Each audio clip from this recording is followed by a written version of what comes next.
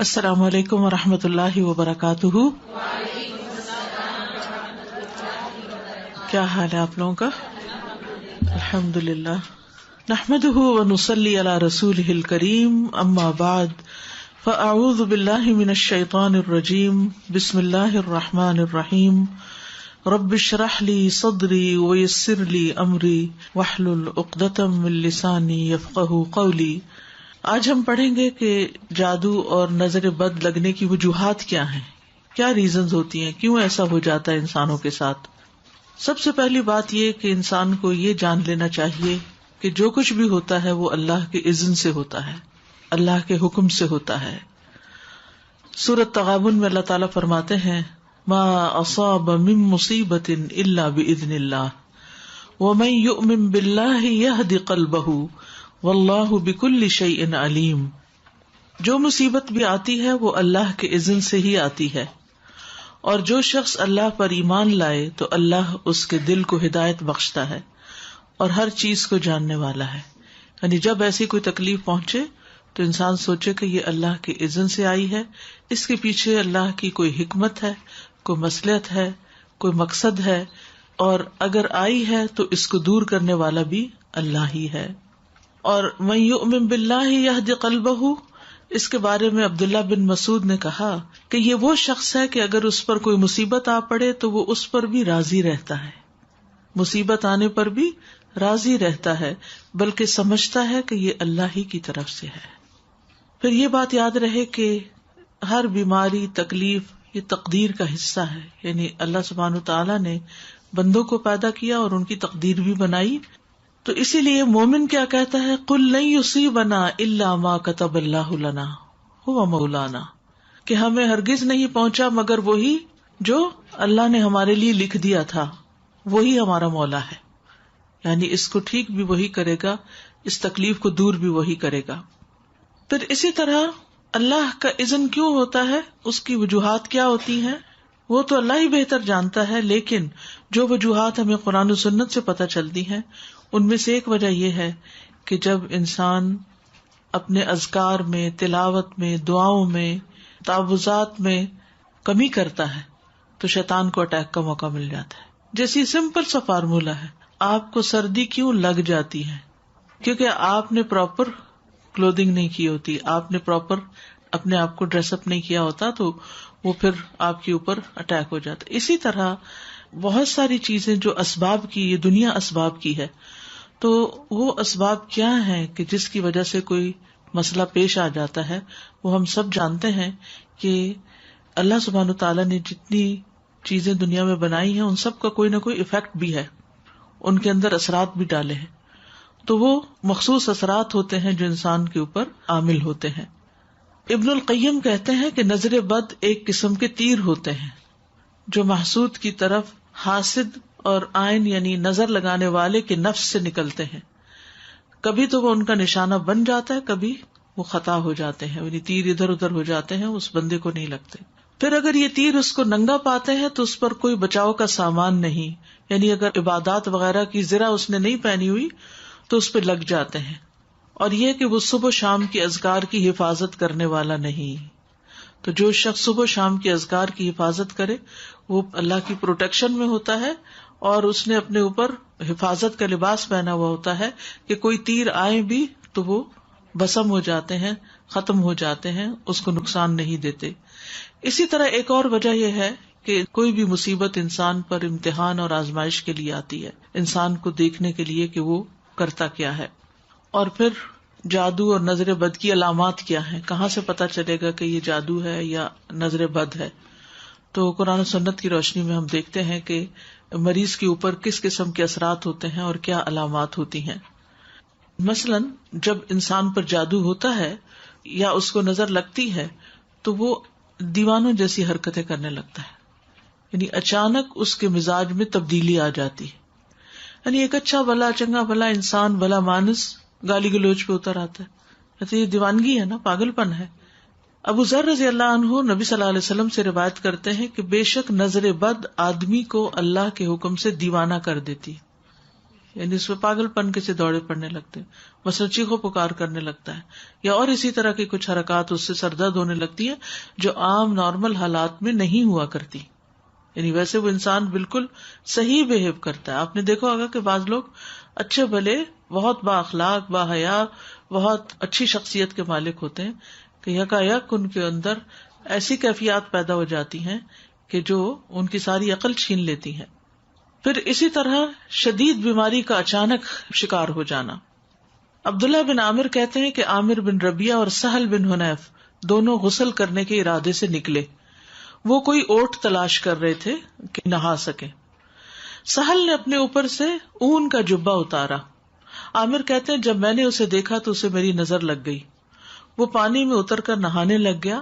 میں نے پانی میں اس کے بڑبڑانے کی آواز سنی تو میں اس کے پاس آیا. اسے 3 دفعہ آواز دی لیکن اس نے جواب نہیں دیا. پھر میں نبی صلی اللہ علیہ وسلم کے پاس آیا اور آپ صلی اللہ علیہ وسلم کو ساری بات بتائی. اس پر آپ صلی اللہ علیہ وسلم تشریف لائے اور پانی میں داخل ہو گئے. گویا کہ میں اب بھی آپ کی پنڈلیوں کی سفیدی دیکھ رہا ہوں. آپ نے اس کے سینے پر 3 دفعہ ہاتھ مارا اور پھر یہ دعا دی، اللہم اذہب عنہ حرہا وبردہا ووصبہا. اے اللہ اس کی گرمی اور سردی اور بیماری اور لاغری دور کر دے. پھر آپ صلی اللہ علیہ وسلم کھڑے ہوئے اور فرمایا، جب کسی کو اپنے بھائی کا وجود یا کوئی مال پسند آئے، یعنی اس کی شکل اچھی لگ رہی، جیسے دلہن وغیرہ کو دیکھتے ہیں، یا ویسے ہی کبھی کوئی شخص بہت ہی پیارا لگ رہا ہوتا ہے، تو اس کے لیے برکت کی دعا کر دے، کیونکہ نظر لگ جانا برحق ہے. اب یہ خاص نظر کی دعا ہے، یہ آپ کو یاد ہونی چاہیے. اب بچہ مثلاً بہت رو رہا ہے، کوئی بھی ان یوزول سمٹمز ہے اور آپ کو فیل ہو رہا ہے کہ اس کو کوئی اچانک ہی بیماری لگ گئی ہے، تو اس صورت میں یہ دعا بہت فائدہ مند ہے، کیونکہ یہ نبی صلی اللہ علیہ وسلم نے پڑھی ہے. اور نبی صلی اللہ علیہ وسلم کا کسی دعا کو پڑھنا جو ہے کوئی معمولی عمل نہیں ہے. آپ کہاں سے پڑھتے تھے؟ آپ کو جو کچھ ملتا تھا وہ وحی الہی سے ملتا تھا. اللہم اذہب عنہ حرہا وبردہا ووصبہا. اے اللہ اس سے دور کر دے اس کی گرمی، یعنی اگر نگاہوں کی گرمی اس کے اندر آئی ہے تو وہ دور کر دے، اور سردی اور بیماری اور لاغری. ووصبہا، وصب کہتے تھکاوٹ اور لاغری. پھر اسی طرح چہرے پر دھبے پڑنا، یہ بھی نظر لگنے کی علامت ہوتی ہے، چھائیاں وغیرہ پڑنا جو ہوتا ہے. پھر بچوں کا بلا وجہ روتے رہنا. عائشہ رضی اللہ تعالی عنہا سے مروی ہے، وہ کہتی ہیں کہ ایک مرتبہ نبی صلی اللہ علیہ وسلم تشریف لائے تو ایک بچے کے رونے کی آواز سنی. آپ نے فرمایا تمہارا یہ بچہ کیوں رو رہا ہے؟ یعنی ایک ہوتا ہے نا تھوڑا بہت روئے، اب اس کو بہلائیں وہ بہل جاتا ہے، دودھ پلائیں پینے لگ جاتا ہے. لیکن ہو سکتا ہے کہ آپ میں سے جن لوگوں نے بچے پالے ہیں انہیں یاد ہوگا کوئی نہ کوئی ایسا واقعہ کہ بچے نے جو رونا شروع کیا، آپ دودھ پلا رہے ہیں تو دودھ نہیں پی رہا، کھڑے ہو رہے ہیں، لیٹ آ رہے ہیں، بہلا رہے ہیں، چنچنے جھنجھنے سب کام کر لیے، لیکن بچہ ہے کہ چپ ہی نہیں کر رہا. یعنی وہ ساری چیزیں جن سے وہ آسانی سے بہل جاتا ہے ان سے وہ بہل کے نہیں دے رہا. تو یہ بھی کس چیز کی علامت ہے؟ نظر کی. کیا دلیل ہے کہ یہ نظر کی علامت ہے؟ کیونکہ نبی صلی اللہ علیہ وسلم نے اس ماں کو جس کا بچہ روئے چلے جا رہا تھا اور چپ نہیں کر رہا، آپ نے فرمایا کیا تم نے اس کو نظر بد کا دم نہیں کرایا؟ تو ماؤں کو بچے پالنے کے لیے بہت ضروری ہے کہ یہ تعلیم دی جائے کہ اگر بچے میں ان یوزول سمٹمس ہوں تو پھر اس کے اوپر وہ خود دم کرے. کیونکہ کتنے دن کسی کے پاس لے جایا جا سکتا ہے اور کتنے دن کوئی ہماری خدمت کر سکتا ہے. تو اس سلسلے میں اس علم کا ہونا ضروری ہے. کسی کے بار بار بھی لگتی رہتی ہے، کیونکہ بعض اوقات ہوتا ہے ماں ہی کی لگ جاتی ہے، ماں ہی کو پیار بڑا آ جاتا ہے اپنے بچے پر. ہوتا ہے نا بعض اوقات دل کلکاریاں سے لینے لگتا ہے، تو وہ جو اندر ایک جوش جذبہ یا ایک جذبات پیدا ہوتے ہیں وہ بعض اوقات نکل کے پھر دوسرے کے اوپر جا کے پڑتے ہیں، تو وہ کمزور بچے کے اوپر اثر ہو جاتا ہے اس کا. تو پھر جب ماں کو ذرا سا بھی محسوس ہو کہ ایسا کچھ ہوا ہے، فوراً خود ہی دعا پڑے. میرا بیٹا بہت چھوٹی ایج سے الحمدللہ جماعت سے نماز کراتا تھا، تو اکثر ہم کئی بار اس کے بارے میں بات کرتے تھے. اب جیسے آپ نے کہا کہ ماں کی بھی لگ سکتی ہے، ہو سکتا ہے پتہ نہیں کس کی لگے. تو اچانک کیا ہوا کہ کچھ عرصے کے بعد وہ جب نماز پڑھانے کھڑا ہوتا تو اس کے سر میں اتنا شدید درد ہوتا تھا، لٹرلی اپنے بالوں کو پکڑ کے اور وہ زمین پہ سر رکھ لیتا تھا اور بہت تیز درد ہوتا تھا. تو کافی ہم پریشان ہوئے، اس کو 2 یا 3 ڈاکٹرز کے پاس بھی لے کر گئی میں. انہوں نے سارے ٹیسٹ کیے، سب کچھ کروا لیا، MRI بھی کروایا اس کا. کسی بھی چیز میں کچھ بھی نہیں آیا. اس کے بعد الحمدللہ میں اس کو حرز عظیم اور باقی نظر کی دعائیں ہمیشہ کرتی تھی. تو الحمدللہ انہی سے ٹھیک ہوا اور رپورٹس میں کچھ بھی نہیں آیا. پھر اس کے بعد کچھ عرصے بعد پھر ہوا اس کو، تو پھر اس کے پیٹ میں درد ہونا شروع ہو گیا اور بہت تیز درد ہوتا تھا. تو 2-3 بار اس کے ساتھ ایسا ہوا اور بہت ہی سیویئر اٹیک ہوتا تھا، مطلب ان ساری چیزوں کا. پر الحمدللہ جب بھی ہوا تو الحمدللہ میں نے صرف اس کو قرآن سے اور رقیہ سے کیا اور الحمدللہ وہ بالکل ٹھیک ہو گیا. الحمدللہ. اسی طرح بچے کمزور ہو جاتے ہیں. سوکھے کا مرض آپ نے سنا ہوگا. سب کچھ کھاتے پیتے ہیں لیکن ان کی جان نہیں بنتی، کمزور ہوتے ہیں. آپ صلی اللہ علیہ وسلم نے اسما بنت امیس رضی اللہ عنہا سے کہا، کیا بات ہے کہ میں اپنے بھائی یعنی جعفر بن ابی طالب کے بیٹوں کے جسموں کو دبلا دیکھ رہا ہوں، کیا انہیں فقر و فاقہ رہتا ہے، انہیں کھاتے پیتے کچھ نہیں؟ انہوں نے عرض کیا، نہیں، بلکہ انہیں نظر بد بہت جلد لگ جاتی ہے. آپ صلی اللہ علیہ وسلم نے فرمایا، انہیں دم کرو. انہوں نے آپ کے سامنے چند کلمات پیش کیے تو آپ نے فرمایا انہیں دم کرو، یعنی انہوں نے دم کے کلمات کچھ بتائے. تو اس میں آپ دیکھیے کہ ایک تو مسنون دم ہے ہی، لیکن بعض اوقات کوئی شخص آپ کو کوئی آیت بتا دیتا ہے کہ یہ پڑھ کے دم کرو، یا کوئی اور اس طرح کے الفاظ بتا دیتا ہے. تو ہمیشہ یہ چیک کرے کہ اگر ان کے اندر کوئی شرکیہ بات نہیں تو وہ بھی پڑھ کے دم کیا جا سکتا ہے، ایز لانگ ایز اللہ سبحانہ تعالیٰ کو پکارا جا رہا ہے، اللہ کا ذکر کیا جا رہا ہے اور اس میں کوئی اس طرح کی چیز نہیں تو کوئی حرج کی بات نہیں. اسی طرح اوپر سے گر جانا، پھسلنا، یعنی اچانک ہی کوئی گر گیا، ہم کہتے ٹرپ کر گیا یا کسی اونچائی سے گر گیا.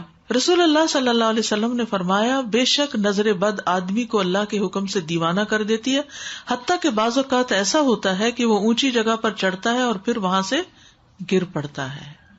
ابن عباس رضی اللہ عنہ سے مروی ہے کہ نبی صلی اللہ علیہ وسلم نے فرمایا، نظر کا لگ جانا برحق ہے اور یہ اوپر چڑھنے والے کو پسلا دیتی ہے. اسی طرح دیگر جسمانی علامات کیا کیا ہو سکتی ہیں؟ مثلاً بغیر کسی وجہ کے مزاج میں تبدیلی آ جانا.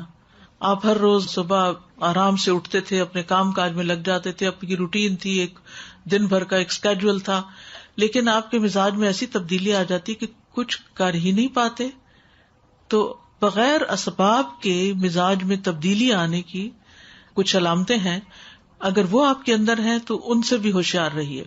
مثلاً سستی، گھبراہٹ، خاموشی اور تنہائی کی عادت، کہ لوگوں کو نہ فیس کر سکنا، کہ کسی سے مل نہیں سکتے، یعنی پیپل فوبیا، یعنی کوئی بھی سامنے آ جائے تو گھبراہٹ شروع ہو جائے کہ کب میری جان اس سے چھوٹے اور میں اپنے کمفرٹ زون کے اندر جا کے اپنی دنیا میں خوش رہوں.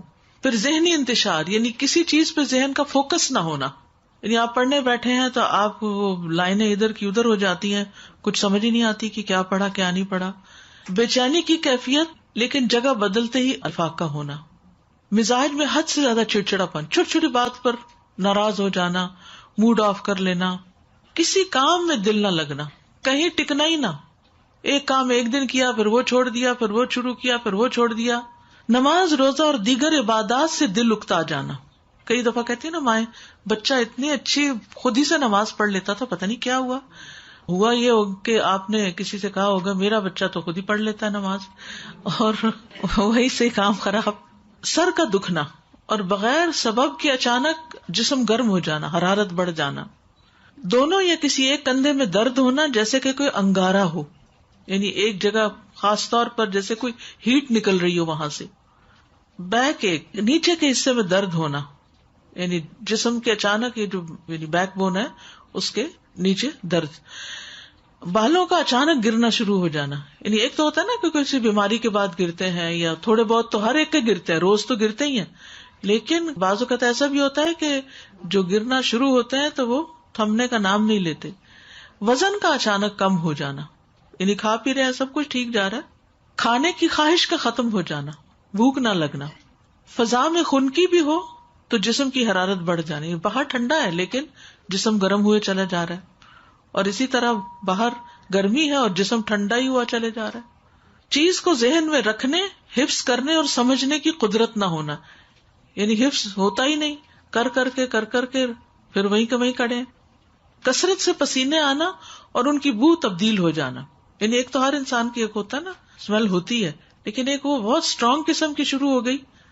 جلد پر پھوڑے پھنسیوں کا خارش کا ظاہر ہونا یا چیونٹیوں کے رینگنے کا احساس ہونا، جیسے کچھ چل رہا ہے جسم پر، نیند کا کم آنا اور زیادہ تر جاگنا، انسومنیا جس کو بولتے ہیں، بعض اوقات دورے کی کیفیت کے دوران گردن ٹیڑھی ہو جانا، ڈراؤنے خواب آنا، بیداری میں بھی چیخو پکار کی آوازیں سنائی دینا، علیحدگی اور تنہائی پسند کرنا، ذہنی پراگندگی، گھر والوں، دوست، رشتہ داروں سے معاملات بے سبب خراب ہونا، یعنی جس کے ساتھ یہ معاملہ کیا وہیں گڑبڑ ہو گئی، رونے کی خواہش کرنا یا ہمیشہ روتے ہی جانا، یعنی رونے کو ہی بہت دل چاہتا ہے. تو یہ عوارض جو ہیں یہ بیماریاں ہیں اور بیماریوں کی علامات ہیں. ان میں نفسیاتی، روحانی، جسمانی سبھی اکٹھے ہو سکتے ہیں، یعنی جسمانی بھی، روحانی، نفسیاتی، یہ سارے مل بھی جاتے ہیں بعض اوقات. جیسے اگر بنیادی بات آپ یاد رکھیں نا کہ کبھی جسم میں تکلیف شروع ہوتی ہے اور وہ روح پہ جا پڑتی ہے اور وہ روحانی بیماری بن جاتی ہے، اور کبھی روح پر کوئی چیز آتی ہے اور وہ جسم کی طرح منتقل ہو کے جسمانی دردیں جو ہیں یہ جسمانی تکلیف ہے لیکن سبب روحانی ہے. اسی طرح کچھ غیر معمولی علامات نظر آنا، ٹھیک ہے، ان میں خون کے چھینٹے گرنا، طے شدہ کپڑوں کو کٹا ہوا پانا، خاوند یا بیوی کو ایک دوسرے میں کشش ختم ہو جانا، ینگ ہے، جوان ہے، لیکن یہ نارملٹی ہے نا کہ ہسبینڈ کو وائف کی ضرورت ہی نہ رہے. پھر اسی طرح آپس میں بلا وجہ شکوک و شبہات پیدا ہو جانا، ایک دوسرے کا ٹرسٹ ختم ہو جانا، خاوند یا بیوی کو ایک دوسرے کی شکل بدصورت دکھائی دینا. تیسری بات، مال سے متعلق کچھ علامتیں، مال میں برکت نہ ہونا، اچانک نقصان ہونا، جسے نظر لگی ہوئی ہو وہ کام سے نفرت کرتا ہے، باوجود قدرت ہونے کے رزق تلاش کرنے سے روگردانی کرتا ہے، یہ کوشش ہی نہیں کرتا. لوگوں پر تہمت لگانا کہ لوگ مجھے گھورتے ہیں اور لوگوں کی وجہ سے میں ناکام ہوں، یعنی دوسرے لوگوں کو بلیم کرتے رہنا، یہ بھی ایک نارمل رویہ نہیں ہوتا نا. انسان اپنے نقصان یا اپنے ناکامی کی ریزن صرف دوسروں کو دے کے مطمئن نہیں ہو سکتا، اس کو خود بھی رسپانسبلٹی لینی چاہیے. لیکن وہ شخص کنونسڈ ہوتا ہے کہ نہیں، دوسروں کی وجہ سے ہی میں ناکام ہوں، میرا اپنا کوئی قصور نہیں.